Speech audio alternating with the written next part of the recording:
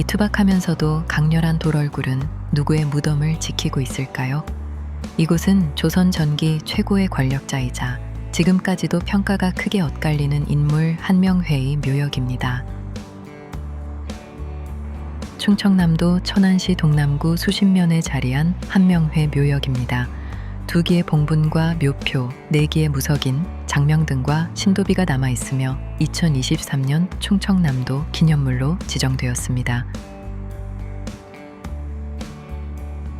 영화 왕과 사는 남자는 757년 영월 청령포에 유배된 단종과 그의 마지막 시간을 함께한 엄흥도의 이야기를 그렸습니다. 그리고 그 비극을 만들어낸 권력의 얼굴로 한명회를 등장시킵니다. 영화에서 유지태 배우가 연기한 한명회는 냉정하고 위압적인 인물입니다. 어린 단종을 끝까지 옥죄는 권력의 상징처럼 묘사되지요.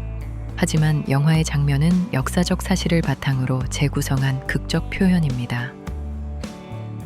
실제 한명회는 1415년에 태어나 1487년에 세상을 떠났습니다. 어려서 부모를 잃었고 과거에도 여러 차례 실패했습니다. 38살이 되어서야 개성의 경덕궁을 지키는 낮은 관직에 나아갔습니다. 오랫동안 이름 없는 인물로 머물렀던 그의 운명은 친구 권람을 통해 수양대군을 만나면서 바뀝니다.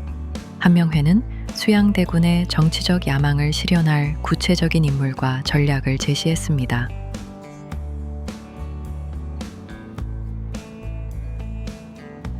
(1453년) 계유정난에서 한명회는 수양대군의 핵심 참모로 활동했습니다.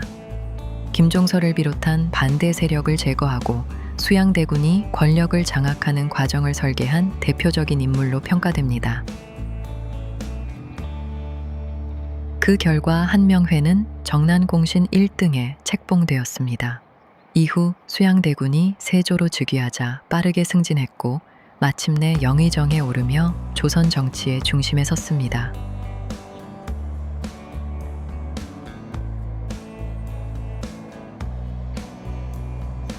그러나 그의 출세는 단종의 폐위와 죽음, 수많은 정치적 숙청과 연결되어 있습니다. 단종을 지키려 했던 이들의 입장에서 한명회는 결코 긍정적으로 평가하기 어려운 인물입니다. 묘역 중앙에는 장명등이 세워져 있습니다. 이름 그대로 꺼지지 않는 불빛을 상징하는 석등입니다. 실제 불을 밝히는 기능보다는 묘역의 중심축을 강조하고 죽은 이를 기리는 의례적 의미가 컸습니다. 장명등의 네모난 화창 너머로 묘표가 보입니다. 산자의 공간에서 죽은 자의 공간을 바라보는 작은 창처럼 느껴집니다. 성물은 단순한 장식물이 아니라 묘역 전체의 질서와 위계를 구성합니다. 한명회는 세조와 예종, 성종에 이르는 세 왕의 시대에 권력을 유지했습니다. 4차례나 1등 공신에 책봉되었고 두 딸은 각각 예종과 성종의 왕비가 되었습니다. 묘표에는 한명회의 관직과 시호, 무덤의 주인이 기록되어 있습니다. 살아있을 때의 이름과 지위가 돌에 새겨지면서 그의 정치적 권위는 사후의 공간에서도 계속 드러납니다. 한명회 묘 옆에는 부인 여흥민 씨의 무덤이 나란히 자리합니다. 두 봉분을 나란히 조성한 부부 묘역으로 각각의 봉분 앞에 묘표를 세워 무덤의 주인을 구분했습니다.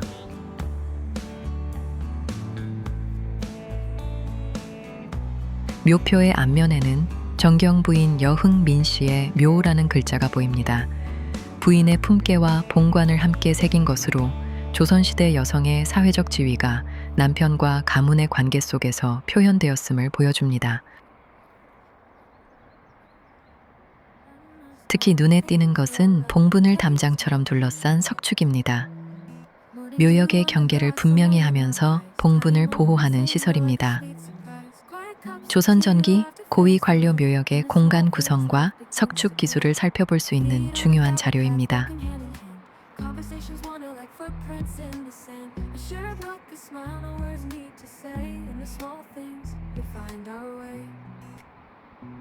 이제 묘역을 지키는 무석인을 자세히 살펴보겠습니다. 일반적인 문신의 모습이 아니라 갑옷을 입은 무인의 형상입니다. 둥근 얼굴과 커다란 눈, 굳게 담은 입이 강한 인상을 줍니다. 두 손은 몸 앞에서 가지런히 모았고 몸에는 갑옷을 표현했습니다.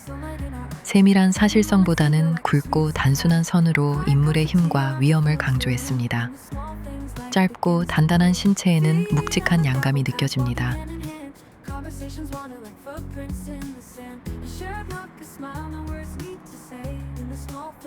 무석이는 실제 한명회를 닮게 만든 초상이 아닙니다. 무덤의 주인을 호위하고 묘역으로 들어오는 부정한 기운을 막는 상징적 수호자입니다. 동시에 무덤 주인의 높은 신분을 드러내는 장치이기도 합니다.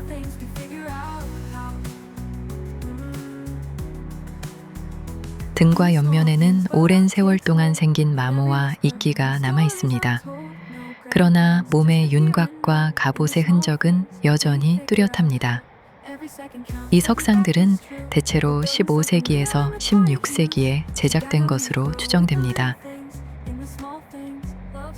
한명회 묘역에는 모두 4기의 무석인이 있습니다. 2기씩 짝을 이루어 묘역 양쪽에 배치되었습니다.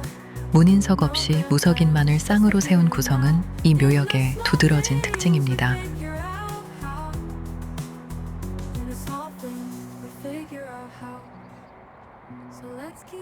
당당한 신체의 양감과 갑주의 표현에서는 조선 초기 왕릉석인의 영향도 엿볼 수 있습니다.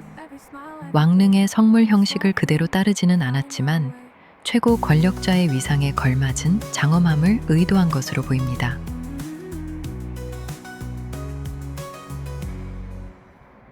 한명회는 단순히 권력만을 탐한 인물로 설명하기도 어렵습니다.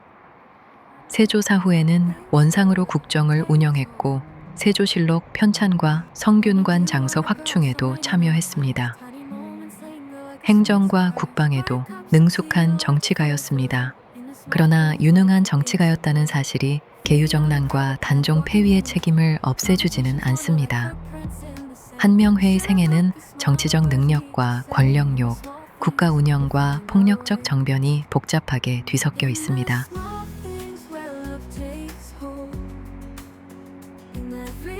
그는 한강변에 압구정이라는 정자를 짓고 당대 최고의 부귀를 누렸습니다. 오늘날 서울 압구정동이라는 지명에도 그의 흔적이 남았습니다. 하지만 지나친 권세와 사치는 여러 차례 비판의 대상이 되었습니다. 묘역 아래에는 한명회의 신도비가 세워져 있습니다. 신도비는 고위 관료의 무덤으로 가는 길에 세워 그 사람의 가계와 관직, 생애와 공적을 후대에 전하는 비석입니다.